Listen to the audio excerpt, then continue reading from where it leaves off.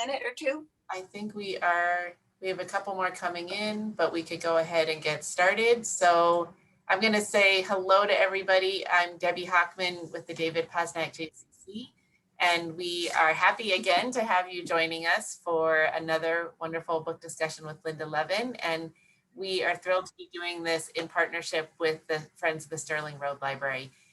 We love this partnership, and we love every month seeing everybody. I have a couple of pieces of housekeeping just to help us through today, and then I'm going to turn over to Lynda and she will take it away. But first thing is that I just wanted to make sure that everybody understands that we are sending out the link the morning of the program. So we send it out about 10 o'clock that morning of the program. You should receive it. If for some reason you do not receive it, please email me so that I can, because I can't always catch my phone, but I can definitely catch my emails, and we try to get it out to everybody as much as we can.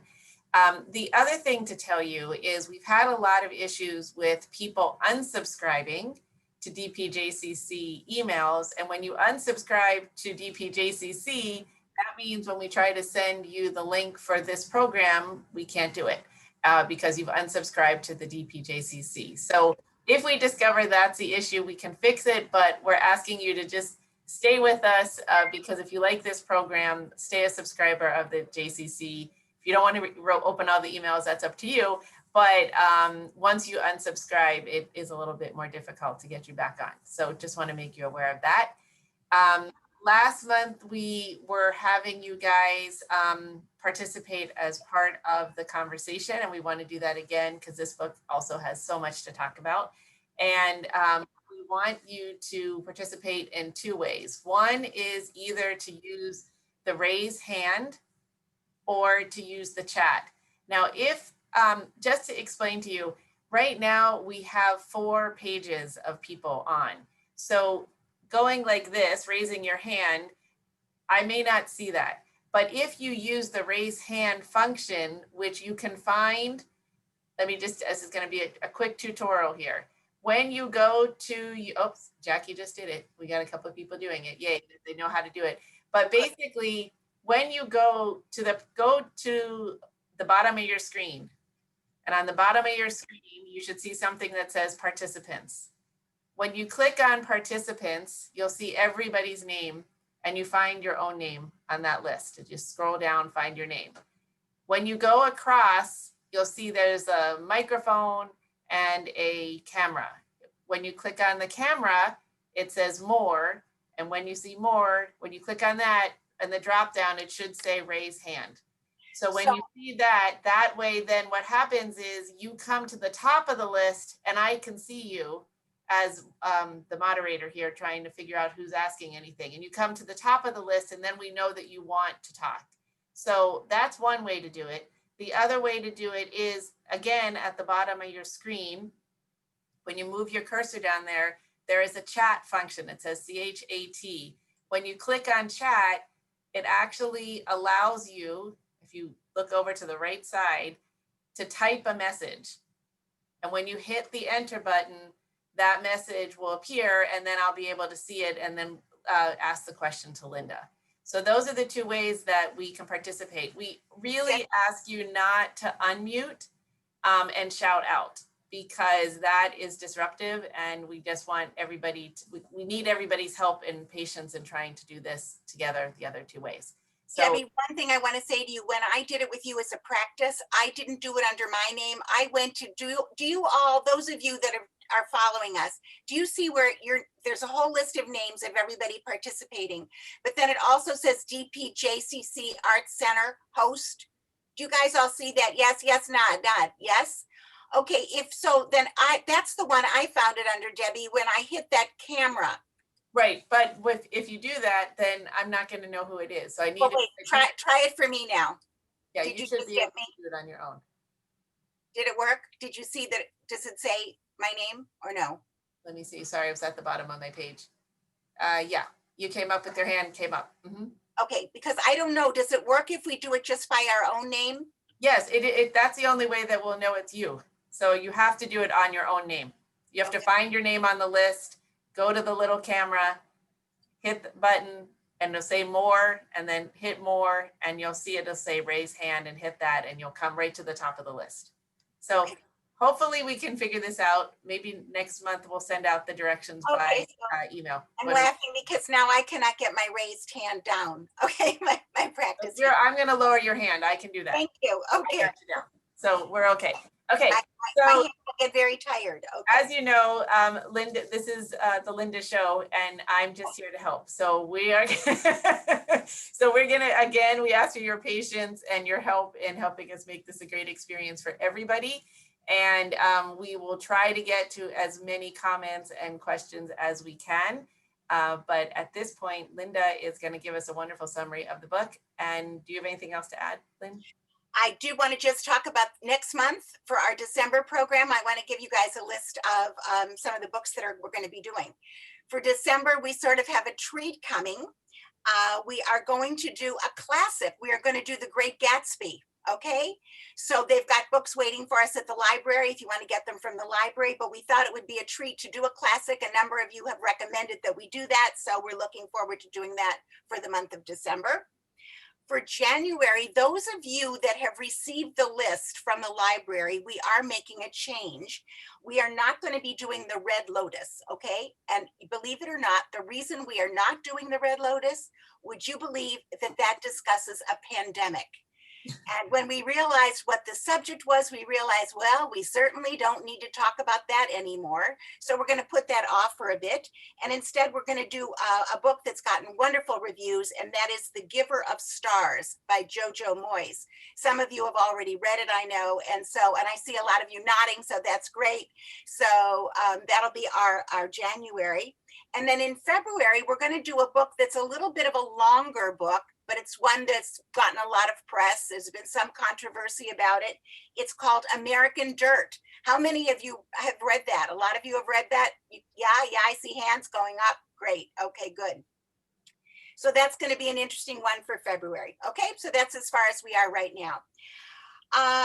Okay, let's see if there was anything I wanted to say to you first before we start. Well, let me begin by saying how many of you, and this is a great chance to try our hand.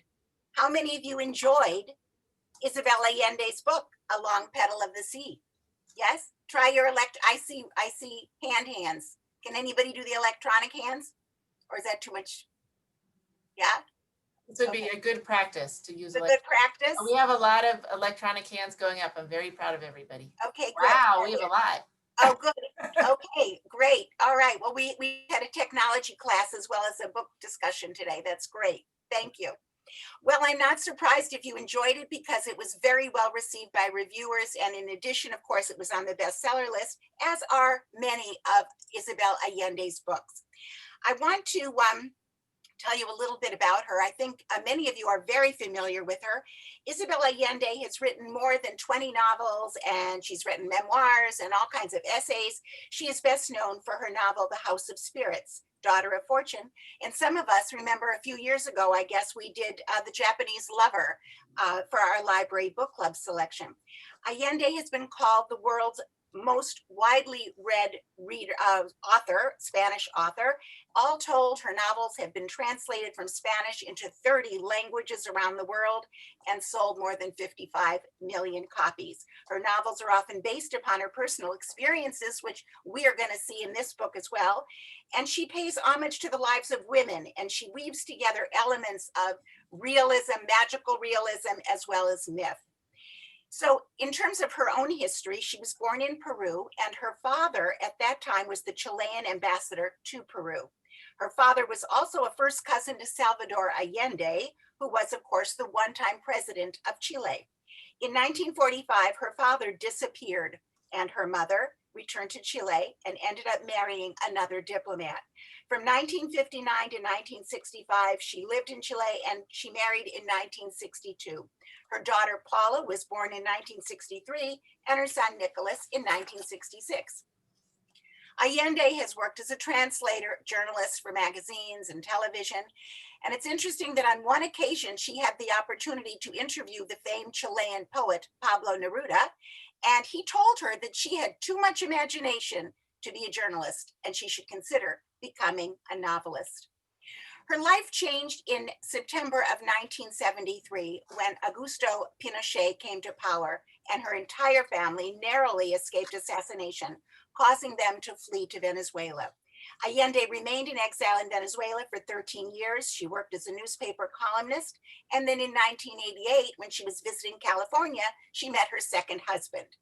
In 1992, tragedy did strike, and her daughter Paula died at the age of 28 from an error in medication while she was being treated for a non-fatal disease.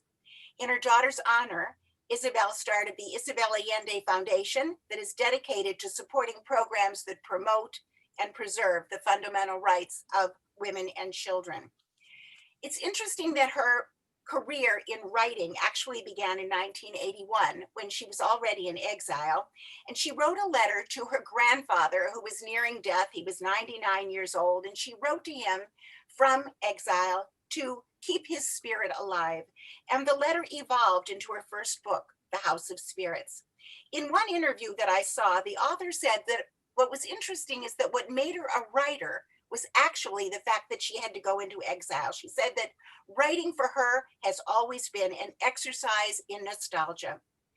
The book itself, House of Spirits, was turned down by Latin publishers, but when it was published in Spain, it was an immediate success worldwide. From that point on, she continued to write what she knew. And among other honors, in 2014, President Obama awarded her with the Presidential Medal of Freedom. In our book, A Long Petal of the Sea, we see that Allende has done a tremendous amount of research. And as you've heard in her bio, she has lived much of what she's described herself. She tells us that she first heard about the Winnipeg, the ship, many years ago, and the story fascinated her. She said that this book just about wrote itself because the story and the history are so compelling. And as you've heard in her bio, she knew the poet Pablo Neruda. She also knew others that were real characters in the story as well, such as the Swiss nurse, Elizabeth Eidenbenz. She tells us in that same interview that I saw that even when the characters are fictional that she creates, they are often based on people that she knows. The book spans oceans and continents, decades, and many political upheavals, including two very painful dictatorships.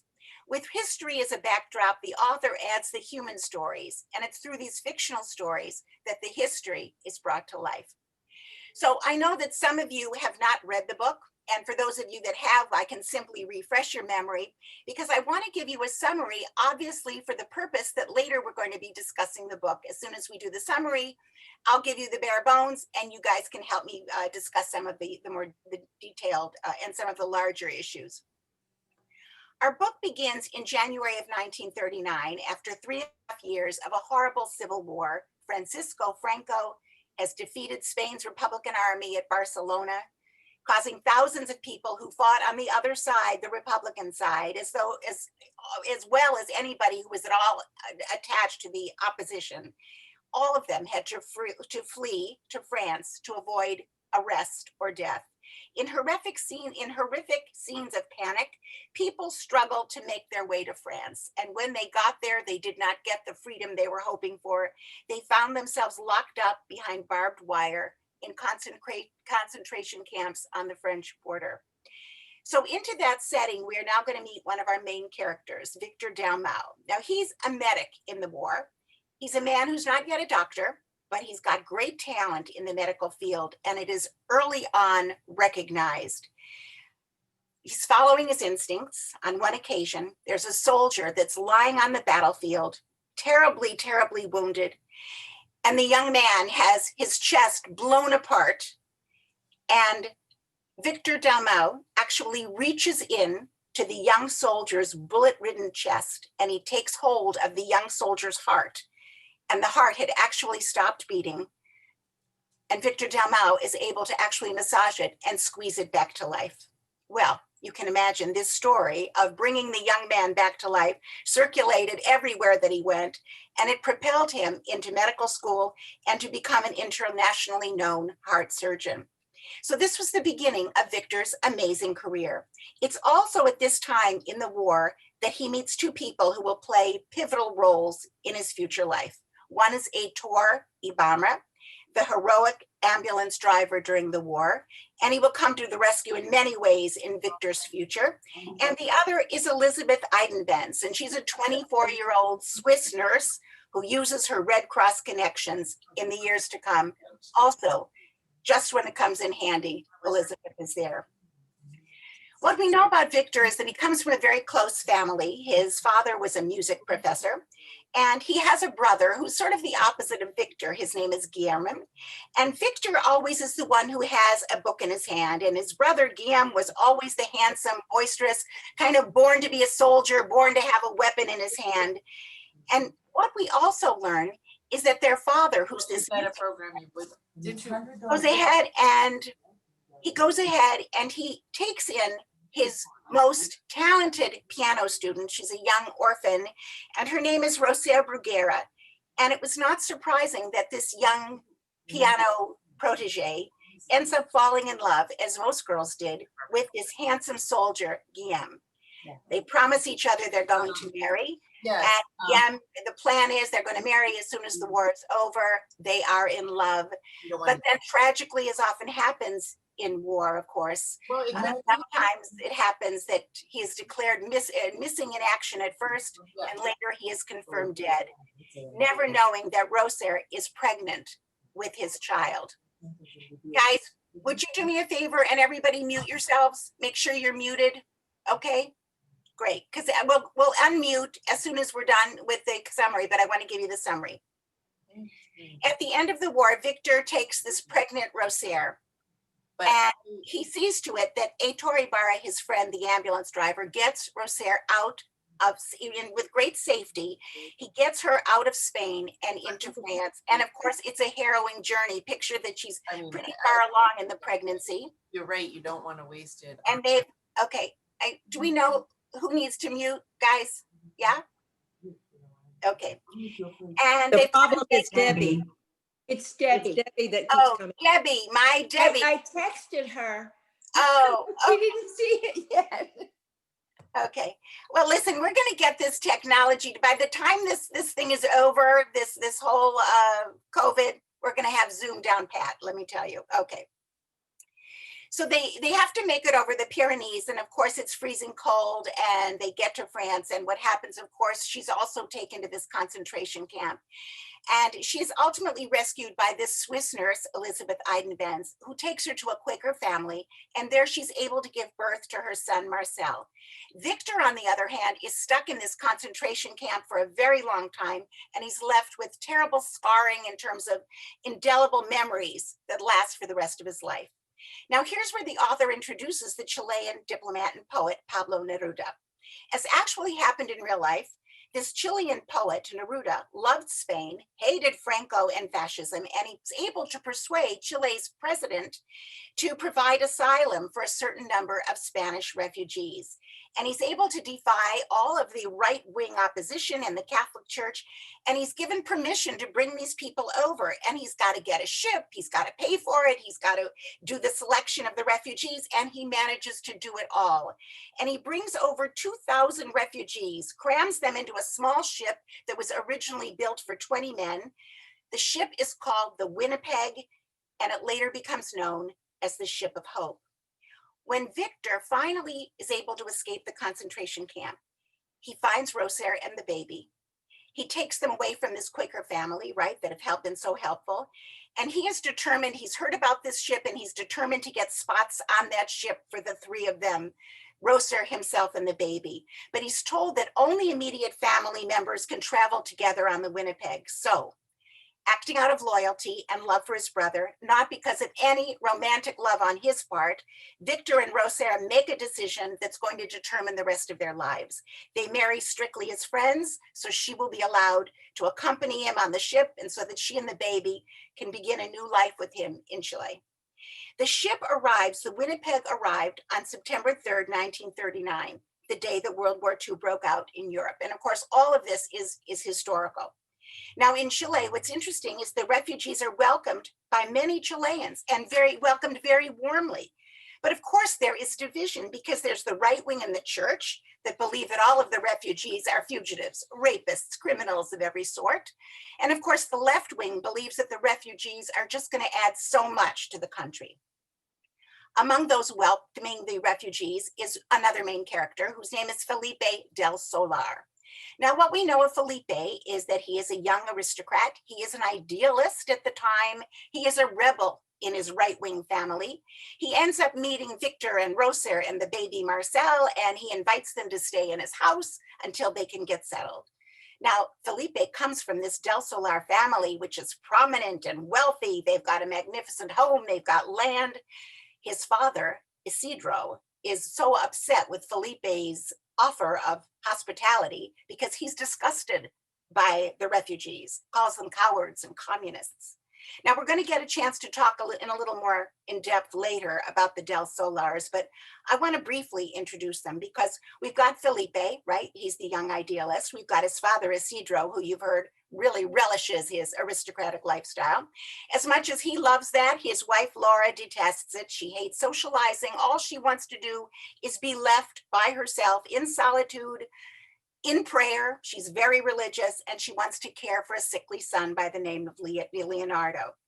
There's also Felipe's youngest sister. She is beautiful. She is impetuous. Her name is Ophelia, and we're going to hear a lot more about her later. Another important member of the household is Juana. Now, she's the housekeeper. Not only does she do all of the domestic chores, but she is the confidant of them all, and she is the keeper of secrets. And in the end, she's the one who's going to play a very pivotal role in the future of them all. Felipe del Solar goes ahead and makes the necessary introductions for Victor and Roser in society. And at that time, of course, connections were very crucial. Victor is allowed to go to medical school, finish his training. Roser becomes very well known in the social circles for her great talent with the piano. But most importantly, Felipe introduces Victor to the poet Pablo Neruda and to the left-wing politician Salvador Allende, who later, as we know, becomes the president of Chile. A pivotal occurrence in the story happens when Victor and Roser are invited to Christmas dinner at the Del Solar home. And that evening, Felipe's sister, Ophelia, notices Victor. Victor notices Ophelia, and the attraction is intense, and an affair ensues. Victor is this newly arrived immigrant, and he's married, remember, to Roser, but only in name. And he is actually falling in love with Ophelia. The problem is that Ophelia is young, she's flirtatious, she's naive, and she's very taken with Victor. He's a man of mystery, and he doesn't realize that she's really looking at this as just sort of a whim and an experiment with the idea of love. In the end, he does tell her that there's no future because as tempting as it is to run away with her and fulfill her fantasy, he tells her he has promised to stay with Roser and raise Marcel as his own son. What complicates the entire affair is that Ophelia, naive as she is, finally comes to realize that she's pregnant, and she will never tell Victor that she's pregnant, and she will never tell anyone the identity of her lover. The family sees to it that she's sent away to a convent, but the one thing she will not go along with, she will not give up this baby for adoption. Father Urbina, the family priest, cannot convince her. Her mother cannot convince her to give up the baby. At the time of the delivery in the convent, she is kept heavily drugged. She's later told that the baby, a boy, died at birth. She never tells Victor about that pregnancy. And Victor never understands why it is that she sends him a letter ending their relationship and instructing him to never contact her again. On the political front, for Roser and Victor, their hope is that Chile is going to remain their home in peace until they can one day after Franco finally return from exile and return to Spain. But of course, as we all know, politics began to shift in Chile. And all of a sudden, there's a repeat in exactly what happened to them, their experience in Spain. Again, there's upheaval. And all of a sudden, there's battling between the left wing and the fascists. And once again, because of their relationship with Pablo Neruda, the left wing poet, and of course, Salvador Allende, Victor, Roser, and the baby are all of a sudden on the wrong side. General Pinochet, with his backing of the US government, has succeeded in a coup, and this time the repercussions are going to be swift and they are brutal. And before you know it, one of Victor's neighbors denounces him, and he is arrested and taken to a concentration camp, this time in Chile, his second experience in a camp. And Roser has no idea what's happened to him. He is there for 11 months. She is searching for him. She doesn't know where he is. He's there for over 11 months, and as luck would have it, the commander of the camp suffers a heart attack while he's doing his morning harangue with the inmates. And on instinct, Victor runs forward. Everyone else is paralyzed with panic. He gives the man artificial respiration. He gets a defibrillator. He actually takes him to the hospital, and he goes ahead and saves the man's life. As a result of his heroics, he's finally released from the camp, and finally he's reunited with Roser, but they make a decision. There is no way they can remain in Chile. Once again, they have to run for freedom. And this time, with the assistance of the Venezuelan embassy, they are able to enter in exile to Venezuela, to Caracas. And Venezuela, interestingly enough, receives them with generosity. It had been receiving all kinds of refugees from Argentina, Uruguay, and Colombia. Venezuela at this time is just very rich on oil money and very happy to take in their immigrants. What's interesting about this time, though, in Venezuela is that Victor is now happy, actually. He is working in a hospital. Rosa has been very successful with her music. And mostly what's interesting about this time is that in Venezuela, Victor and Rosa's relationship begins to transform itself. All of a sudden, they go from this beautiful, beautiful friendship that they shared to being truly in love. In 1983, 1,800 exiles were allowed to return to Chile. A list was printed, and Victor is 69 years old, but when his name shows up on that list, he is resolved to return. Now, it's still the government under Pinochet. So he goes back and he finds that everything looks modern and it looks wonderful. But underneath that, there is unbelievable inequality, staggering. 3/4 of the wealth was being held by 20 families. There was shanty towns and poverty, all of that hidden behind skyscrapers and mansions. People were living in cardboard shacks. Children were starving. There were massive protests in the streets against the government. Victor was volunteering in the shanty towns, and the protests are continuing. Many were international, and that finally influenced the government. In 1988, there was a referendum to decide if Pinochet should stay in power. It had been 17 years since the coup, but finally, there was a democracy. Victor is elated. He feels 20 years younger. He's a professor, he's teaching. He's at the pinnacle of his medical career. For Roser, the time was not quite so kind. Shortly after that election, Roser begins to feel ill, and by the time it's discovered, she has a diagnosis of terminal cancer.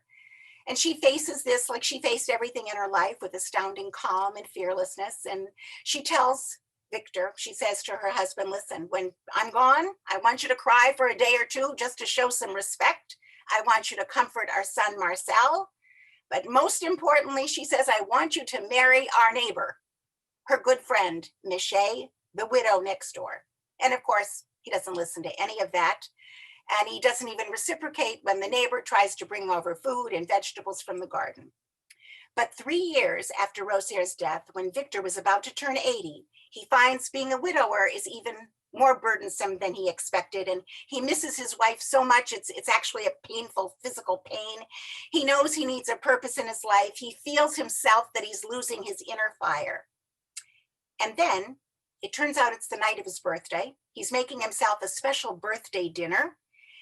And a van pulls up outside of his house. And though someone's blowing the horn, and he goes outside and he says, who is it? Who is it? And a voice answers, your daughter. Her name is Ingrid, and she has been trying to find him for a very long time. She tells her story. She is 52 years old, and her mother is Ofelia del Solar.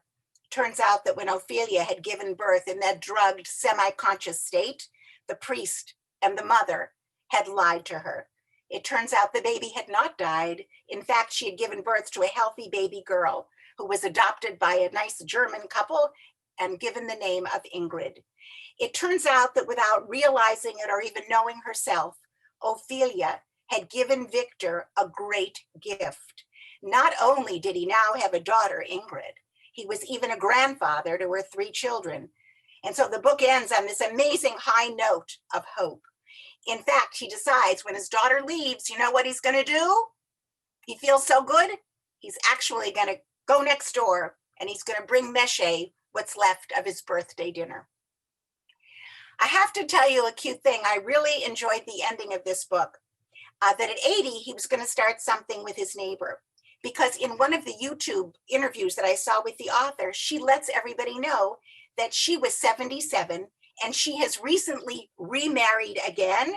And she herself has just found this amazing love, and she herself is madly in love. So that's definitely reflected in the end of the book. So let me ask you, first of all, to begin our discussion, what would you say are some of the themes? The book spans generations and time periods, and what would you say are definitely some of the themes? Remember, at this time, we're going to ask you to either put your answers into the chat or to use the raise hand feature so that we can see you raising your hand. They're just starting to come in, Linda. So okay, great. Jackie said loyalty. And I Donna, can talk too. Raise your hands, yeah. Yeah, so Jackie said loyalty. Donna said patience, perseverance. Davia said horrors of war. Fern said hope, resiliency. Kathy said tremendous courage. Michelle said theme of refugees and what they go through. Barbara said fortitude. We got another perseverance from Barbara. We have love, strength of character, will, politics, war, loyalty. All of them, all of them. Forgiveness was another one. Forgiveness, yes, and loss. All of these things are in the story. I want to ask you, how well do you think she portrayed everything? What did you think of her style of writing? You know, she includes the poems from Neruda when in the beginning of each chapter. How did you feel about the style? Did you enjoy reading it? Did you find the history too heavy? Did you find it palatable? My personal feeling was I really enjoyed the history, and I actually enjoyed the poetry, because you could really see that what happened in the chapter was his inspiration for writing the poem that was in the beginning of the chapter. How about the rest of you? How'd you feel? Jackie said something that I kind of have to echo also. She said that she struggled at first, but then really liked it. Yes. It was a little, at first you weren't sure where that was going. I agree with you. Yeah, I did hear that from several of you. Yeah, Stephanie said she enjoyed the history. Donna said she liked history and she learned from it. Michelle said it was a wonderful vehicle for explaining the history. Donna said not so crazy about the poetry. Eileen, description of war was amazing. Eleanor enjoyed the history. Let's see what else. History said history was necessary to understand the context. Absolutely. And Lori said, love the way she deals with historical fiction in all of her books. Right, and all of that historical fiction, what I love is that it does take what could be considered dry facts if you were just reading a history, and she goes ahead by fictionalizing it. Of course, she brings the human component to it. I want to talk a little bit about the characters. Let's talk a little bit first. We'll talk about Victor and Rosaire, because they're very unique, and I think they're well-developed characters in the book. How would you describe Victor? And again, feel free to, answer, respond vocally. Linda, Davia has her hand raised, but I don't know if I think it was for the last thing. So Davia, do you have? Davia, go ahead. Any thoughts about Victor? So my question isn't responsive to what you just asked, so I'll just hold on to it for a few minutes. Oh, okay. Okay. It relates to something you were talking about a few minutes ago. Oh, go ahead. Go ahead. Oh, so I just wanted to say that, I've never read anything by Isabel Allende, but I love your book reviews. So I thought it was a great opportunity to hear the book review and read the book. But I didn't really like the book that much because I thought it was a little bit plodding and predictable. But I did, like everyone else, really like learning about the history because there's so little written about Latin American history. And in Right. that way, it was very educational. But my question is whether this is like a typical of her books, that there are these sort of family historical fictions that span the generations, or whether she writes other types of books, et cetera, et cetera. She does. This book is a little bit different in that it is a little bit heavier on the history from the ones I've read. She doesn't use as much magical realism, which is what she's really known for. This one she really did as a real history lesson for us. And it's interesting because it's timely. It's very timely in terms of the immigrant experience. What did you guys think about Victor? How'd you see him? Linda, Jackie has her hand up, and I asked her to unmute so she can tell you, and then I'll read some of the other things to you. Okay. I actually thought Victor was unbelievably loyal, and I thought he struggled with responsibility through almost all of it until he finally kind of found himself. And I thought that was almost typical of what you would think an older brother would be like. I really liked him, to be honest with you. Right. I agree with you. He was so responsible. When you think about it, he followed his father's dying wish, which is that he would take care of his mother, which, of course, you remember he's trying very hard to take his mother with him. Carme, the mother, will not go. You know, she disappears on them. But he makes sure that Roser makes it safely out of Spain. He stays with his patients. He's a very responsible guy. Any other comments about him? Yeah, Stephanie said he was generous. Darlene said he was filled with mixed emotion.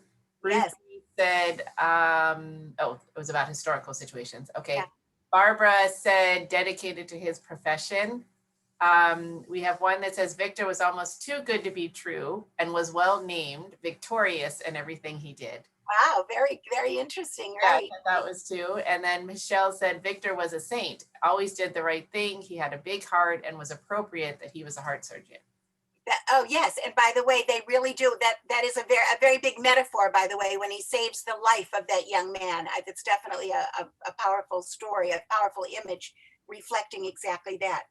I also think that he was a really honorable guy. Think about how he takes Roser under his wing, and he says, and this is a quote from the book, he promises to register the child as his son when they get on the ship, to be his father, to care for him, to protect him, and to love him as if he were my own. And he tells Roser he will do the same for her. He promises respect and attention, and since he is not a scoundrel, he tells her he will not sleep with her. So you see that he's not taking advantage in any way. He's really a very, very honorable guy. The other thing that's very telling about him, by the way, and we're going to see this later, is that he's got some melancholy to him. He does, because he's longing for Spain. He goes into exile, and we see how he's responding to exile. He is still longing for Spain. How about Roser? How is she? What's different about her? The thing that strikes me about Roser, I'll start us out while you guys are either typing or thinking. She was so adaptable. She was much more adaptable than Victor. Think about her. She started, if you remember her story, she started as a little goat herd, 7 years old. She's taken in by this wealthy family. They're the ones that find that she is, of course, a musical protege. And they go ahead and she's able to move into this world of this wealthy family. Then she's able, when that guy dies, she's able to move in with the professor and his family. So she's very adaptable to new situations. She's devoted, of course, first to her love to Guillaume, who died.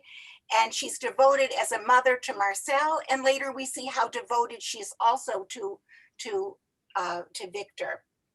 But the thing that struck me the most is that she had a dream. She was always forward thinking, and her dream was to ultimately be like Victor's father, to be a music professor and to establish an orchestra. And with that dream, if you remember, she was so strong-willed, she was actually able to go ahead and attain those goals. I thought that was really significant. Anybody have anything else you want to add about Roser? Yeah, so there's a number of comments. Stephanie said she was flexible. Ruthie said she's steadfast and determined. Yeah. Jackie said, oops, I just went right by it. Sorry, Jackie. Oh goodness, where did it made it somewhat easier for her with Victor. She liked her. She's so unlike most of us who like our structure.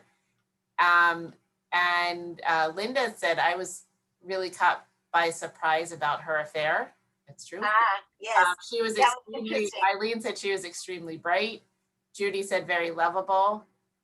And Eileen said she had lots of insight. She did. One other thing that came up, which we can actually table, but just this was David Harris was asking about explaining the title using the words pedal in the sea. So I don't know if that was in okay. your, but I just, Yeah, so let me go back and talk about that with you, because that was actually very important. So the title of the book actually comes from the poem that Neruda had written. And if you recall, the way it went was he talks about, and I just want to find the exact quote here.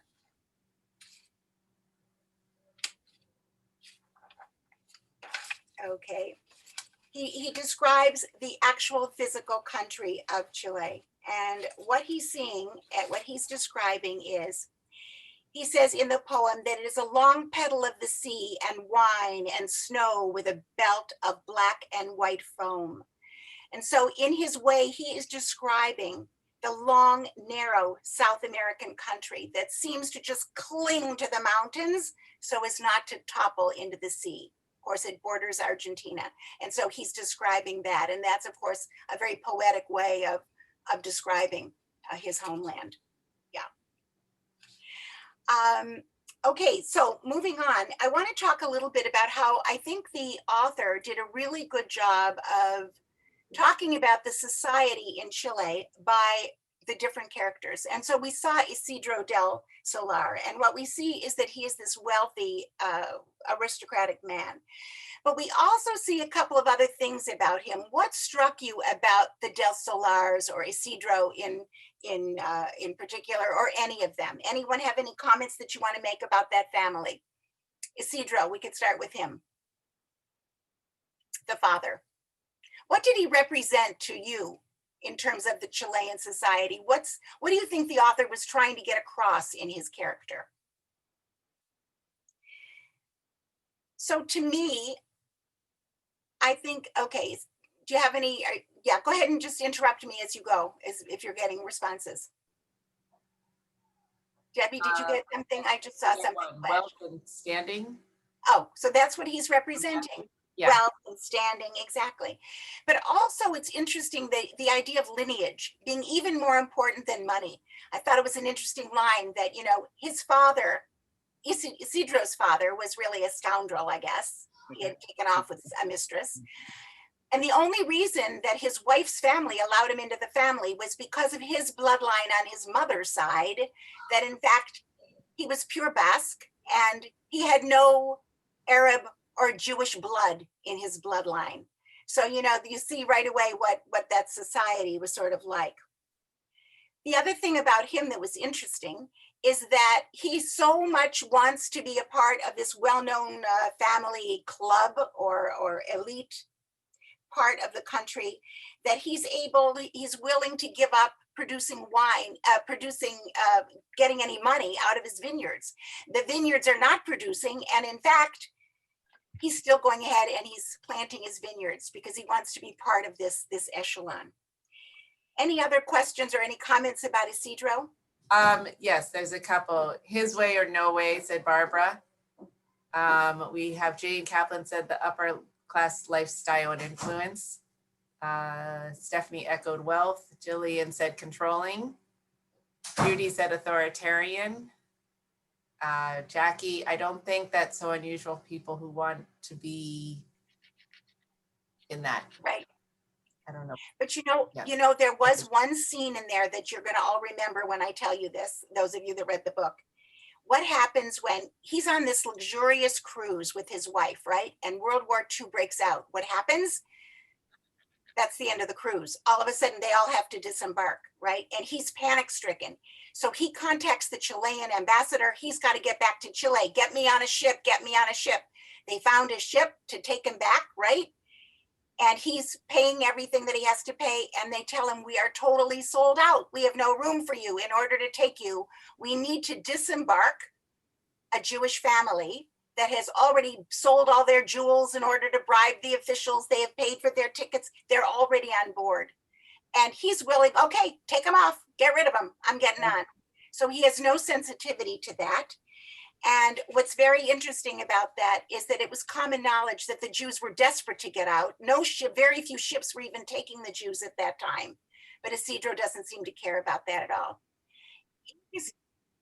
You did also have a comment from Marilyn, and I unmuted her if she wants Go to. there. Go I found ahead. him to, the father, to be relatively xenophobic. He wanted to have like the purity and he didn't want anything other than who he saw, who he and his family were. Right, exactly right. That's right. Also, Even- I couldn't get on before to make it known. When you talked about Victor, there was another metaphor that I saw in the book, and he's apparently from his name, it's supposed to equate to being a birch tree, which was why we saw him as the metaphor, because he bent, but he never broke. That's right. And that's exactly right. And that was a good description in the book, because they talk about how did he survive the concentration camps, and how do exiles, people, and we're going to talk a little bit about what it's like for them to go become refugees. How do you do it? You've got to bend, and you mustn't break. Exactly. Right. Thank you for bringing that up. Right. Let's talk a little bit about Ophelia. Okay. How did she strike you? At first, I thought she was going to be just sort of a caricature kind of a character, but in fact, there's a little bit more to her. What did you guys think about Ophelia? How did she strike you? So Leslie actually has her hand up, so I'm going to go ahead and unmute her. And or Leslie, if you want to unmute yourself. I don't know. Leslie? Can you hear me now? Yep, now we can. Okay. hi. Oh, hi. I liked her very much. She was really a free spirit. Yeah. She was engaged to one guy, but she's interested in having an affair with Victor. And she tells it like it is. I mean, when she got pregnant and supposedly lost the baby and then told that to, I forgot his name, Mateus. Yes. Yeah, I thought that was really ballsy, you know. Exactly right. Everybody wants to protect her reputation, but she goes ahead and she's right out there. She tells them, yes. So Right. that really does say something about her. I was also impressed when this Jewish family was going to be forced to disembark. She's the one who says to her father, no, actually, I'll share a bed with mother and give up my cabin so that they can stay on board. So she displays a certain sensitivity that you don't see in her when she's being so whimsical with her affair with Victor. Anything else about her? I just want to say one other thing. When they first met at the house, she and Victor, there seemed to be, I mean, there was an attraction, physical attraction, but they said something in the book, I don't know whether it was the translator or what, but it said like they just didn't like each other, or there was like some kind of block between the two of them. So I was kind of surprised when they did get together ultimately. Yeah. Well, they had this sort of instantaneous kind of physical attraction, and then of course they see each other later after, right? And it does develop. Exactly, right. Lynda, there's a couple other comments. Barbara also had pointed out that she was sensitive because she gave up her cabin to the Jewish Right. family. There's also, Lynda said that she's somewhat naive but bold. Yes. Fern said there's more to her than meets the eye. At first, she was unfortunately locked into a time and a place she couldn't fight, and her anger came out in her paintings. That's exactly right. So glad you pointed that out, because that's where I was going to go next. We see her sort of as this, capricious kind of kid. And then all of a sudden at the end, we find out when Victor has the opportunity to see her again at her art exhibit, and he sees her paintings. Her paintings are expressing that there was so much more in her. And what we find out is that she really, if you recall, at one point, she's actually comparing herself to Roser, and she's saying the disparity between them is so amazing, because Roser was born in poverty. She survived a war on the losing side. She went into exile. She didn't have a penny to her name, but she was afraid of nothing. And here was Ophelia. She was afraid of even losing her social standing, and she felt like she was a prisoner in her own world, her own social world. And all of a sudden in her paintings, a whole other side of her comes out. Okay, so moving on, I want to talk to you a little bit about their love stories because this book is so much about these love stories. And we're going to talk about, to me, that's really one of the purposes of this book is to show us that all of these exiles, all of these people in exile have their own stories and they are such individuals. Let's talk first about, which of these love stories to you were the most poignant, the most surprising, the most realistic? Anybody want to start, or I can start? There was actually a comment that goes right into this. Michelle Cowan said, I think Ophelia was attracted to Victor to defy her parents. Victor was beneath her. So that, which is a really good place to start that, because was that love or was it not love, or what, that question comes. Relationship. What was that love? On her side, that was it. That was definitely part of it. Yeah. Anything else about, let's start with their relationship, Ophelia and Victor.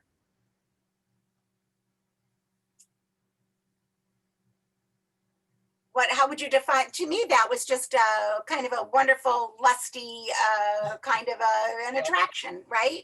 Yes. Anything else, anything deeper about that you want to say?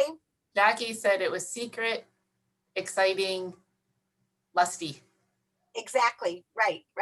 Stephanie said it was a season. Okay. Vern said it revealed a side of her. Judy said, again, the disobeying her family. Jillian thinks it would have lasted if she didn't get pregnant.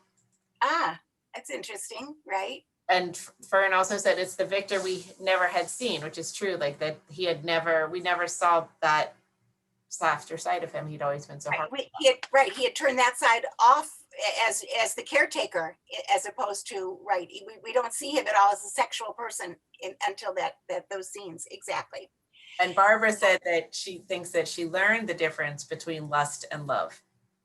Well, that's true, because we can talk about her relationship later with Matthias. Yeah. That was a beautiful relationship in the end, right? Yeah. Any comments on that one, Ophelia and Matthias?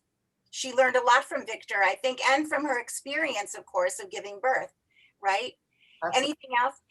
That I thought was interesting. It's interesting that in the book it says that and remember, she was looking for an excuse to break off the relationship with him when she started up with Victor. She wanted to break off the relationship with Matthias.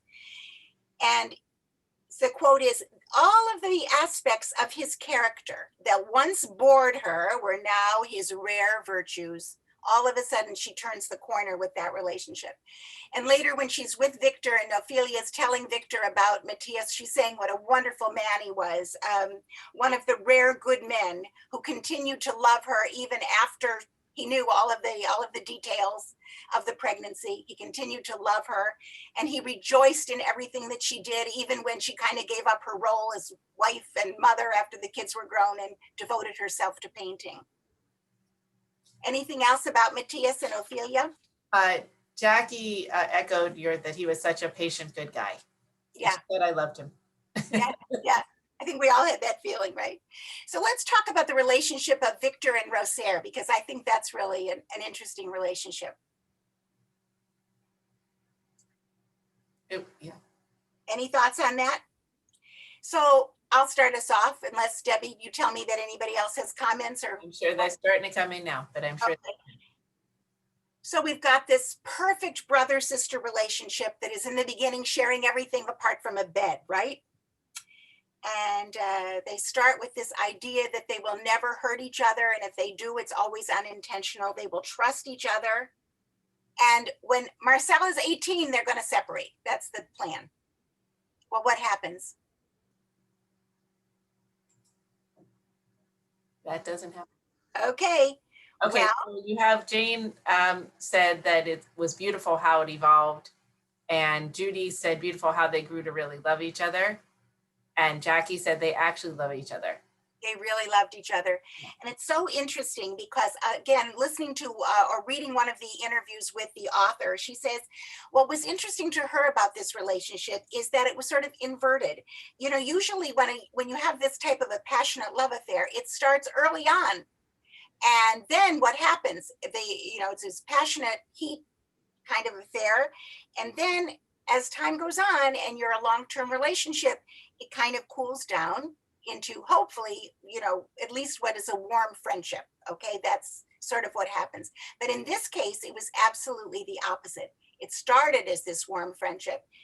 And of course, in the author's language, in the 2 days between Victor's liberation from the concentration camp, remember, they're reunited in Chile, and between the time that and going to Venezuela, they fell in love as if they had just met. They saw each other as if they were still young. Though she had been his wife for 35 years, she was now not just Guillem's widow or Marcel's mother. He sees her fearless as she always was going into exile. He never imagined that at his age, he could fall in love like an adolescent. The one thing, Lynda, that keeps coming up, and there were a couple of comments earlier about it as well, were actually the affair situation for both of them, and that there's a lot of surprise of that both of these characters, the way that they were written, that they both had affairs, and that's something that I think needs to be addressed. Okay. So it's very interesting because obviously Roser knows about his relationship with Ophelia, right? One of the questions we were going to talk about is about secrets, right? But actually, it's interesting that Roser was trying to keep that affair and did keep her affair with Heitor. She had kept that a secret for 7 years, right? What did you make of that? 7 years seemed like a long time. 7 years is a long time. Yes. What's very interesting about that affair, though, is that she says in the book that she was able to keep it separate from her feelings for Victor. And that was interesting. She didn't feel that it ever took anything away from Victor. And I was thinking perhaps it started when the two of them were not sleeping together yet, Roser and Victor. That's possible. And then it just continued. But whatever it was, she makes a point of saying it never took anything away from Victor. But how does Victor feel when he finds out about it? Do you remember that? Does he just blow it off? No. He's actually jealous. He's actually jealous, right? Yeah. Barbara said that she cared for Victor and wouldn't want to hurt his pride. Okay. All right. That's true. That's probably true. What else? Honey Anything else? jealous was the way that Victor felt when he found out. Actually, I think he was jealous before he found out, but I think that's what that means. He was jealous because he realized that she had someone. She kept coming home from Caracas and she was in a great mood, and he could just sort of see whatever the signs would be, and it turns out he finds out he was right. Yeah. Any other comments on that before we move on? Lynda had said in the Bible, there's a part encouraging marrying your brother's widow. And when Victor took on this responsibility, she said she found him to be very loyal and family oriented. Yes, it's right. It speaks volumes about him, doesn't it? Yeah. I want to talk about one of the things that is definitely an issue for the author, and she handles it, of course, so well in this. Victor and Roser become refugees twice.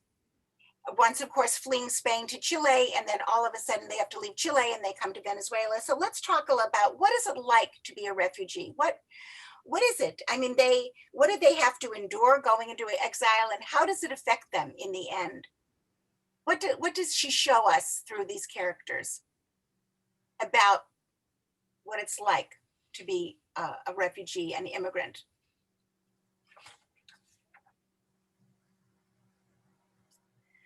The author talks about the physical hardships of getting to a new place, right? She talks about it, and she describes, of course, when they had to go from Spain to France over the mountains and concentration camps, and knowing also that your new country doesn't even want you, how painful that is. But even when they're welcomed, how difficult is it for them? Even when they're welcomed, they need jobs, they need places to live. Any other comments you want to mention? Jackie said, you lose everything except who you are.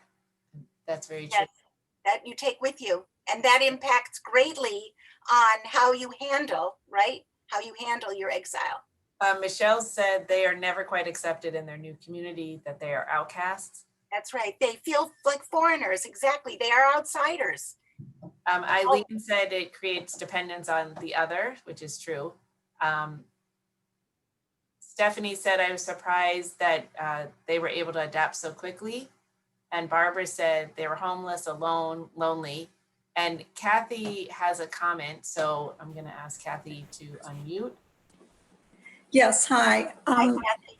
Hi. I wanted to mention that I have a very close friend who was a high school exchange student from Chile. And when he returned to Chile, he married and had 3 daughters.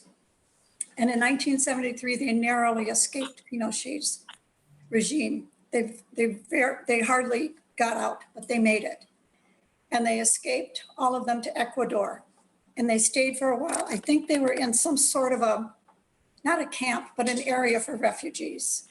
And then they eventually made it to Rome, where they have lived for over 40 years and have been very successful. All his daughters, and it's been a really good life for them all. And our friend Javier returns to Santiago to visit his brother, and he has many siblings. And he returns there, but it's very clear that that harrowing experience for him and his family had a really deep impact on him. And I think I've always noticed in him that he has a tremendous love for life and appreciation for all the good that has come his way and his family's way. And I think we see that. We're going to talk about that at the end here too, Kathy. I think we see that with Victor at the end also, an appreciation. Yeah. One of the things that's interesting, and I think that she does a pretty good job with this, with Victor and Rosaire, I think she's showing different ways that people adapt to exile. Just as Kathy's pointing out about the story of her friend, I think they're in Victor and Rosaire. How did you see the difference in the way they adapted? They both did adapt. And by the way, they had the benefit. He was a doctor, so he could take his trade with him, right? He could get credentialed. And she, of course, had her skill as a pianist. So she also could take her skill with her. So they right away had jobs for themselves, which many, many immigrants don't have, many refugees don't have. But so how do they adapt differently in exile?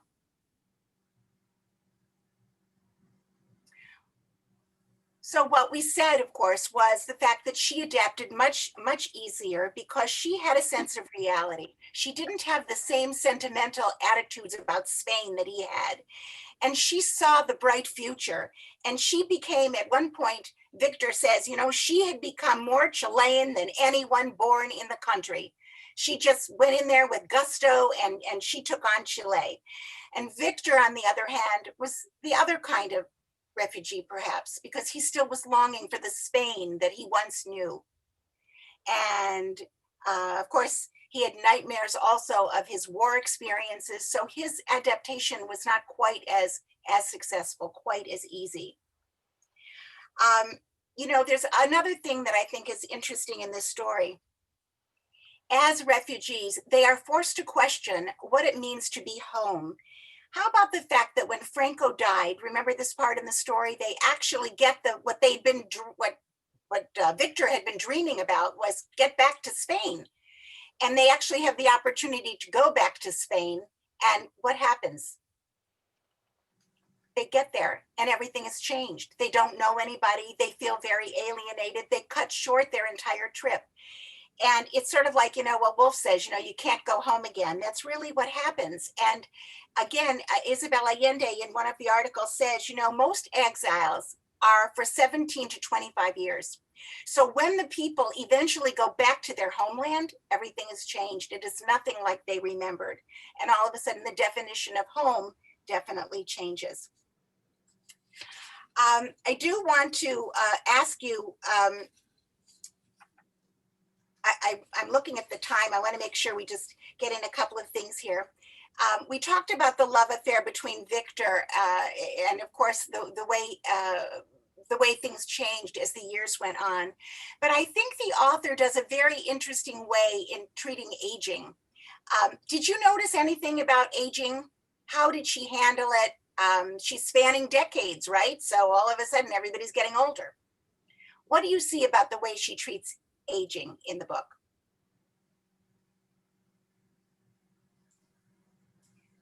Darlene has her hand up, so I'm going to go ahead and unmute Darlene, and go ahead, Darlene, when you're ready. Just unmute. The people realize that they are aging and they have aches and pains, that they're not feeling what they felt when they were younger and able to do the things that they could do when they were younger. That's right. And you see that obviously with Rosaire, of course, also that they, that plays a role. But the other thing is that Victor starts to realize he's losing his inner fire and he's got to keep it going. And you realize that what I thought was powerful was she goes ahead and she makes sure that when he comes back to Chile, when he's finally allowed to come back, the first thing he does is start volunteering in the shantytown, right? Because he really wants to make himself useful. Anything else that you noticed about it? There was a comment here, which I think is a really good one to bring out. Stephanie said that Victor's mother was strong, and that was there was a shock of the century that she was, that she had survived. And then not only did she survive, but she went on. And so that's yes, definitely that's actually one of the first points that I wanted to bring out. Carme, she was very typical. She's older, so she didn't want to go into exile, and she disappears on them, and she doesn't end up going. And she does still survive. And when she's reunited with them, what we find is that she's amazing. She's filled with energy. She's able to travel as a tourist on her way back to when she finally gets to Chile. What also is interesting about Carme is once she gets to Chile, what does she do? What happens to her? Do you remember? She created a life. She creates a life for herself, and she meets the bar partner, Jordi Moline, right? Yeah. And she marries him. So you see that she's really, you see this positivity about aging. Anything else? Yeah, you have, I'm not sure first name, but SB Garin. I'm going to ask you to unmute, and they have a comment. It's Stacy. Stacy. Okay, Stacy. I was going to say that she treats aging very positively. I mean, Carme finds new love. Victor is working, until he's 80, and then he finds new love, and everyone works until they're really, quite senior. And she treats everything very, very positively. Very positively, absolutely. In fact, I even love at the end of the book, when Ingrid shows up, the daughter that he never knew that he had, right? And she says to him, 80 is a perfect age. He's telling her, you know what? I'm really losing that inner fire. I need a little purpose. She says, 80 is a perfect age. And this is a quote, "You've already more than fulfilled your obligations. You can do whatever you like. Go on another adventure, and you can fall in love again. What do you have to lose?" Right? She really treats it well. We also had a couple comments. Lynda said often the chronological age did not meet the vitality some of them had. And there was another comment from Barbara.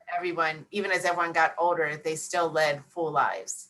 They did. They led full lives.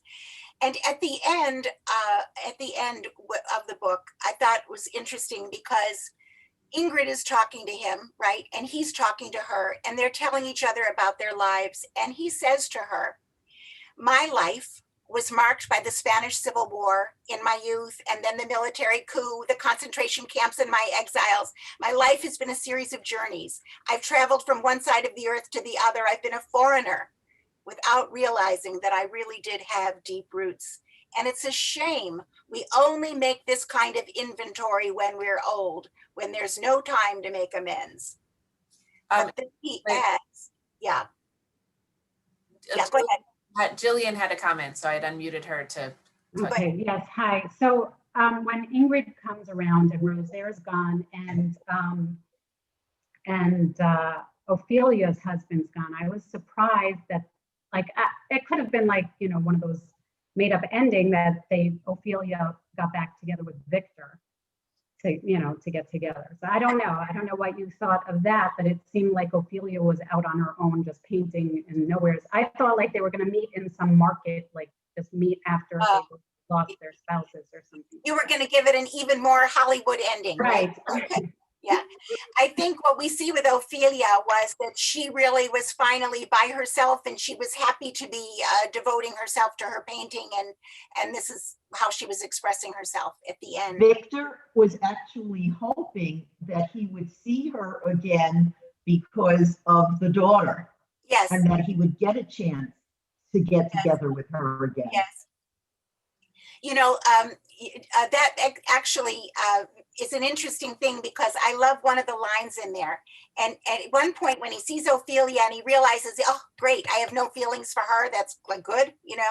And he thinks to himself, if you live long enough, circles close. And I thought that was really a nice way of putting it. Yeah. Again, a positive thing about aging.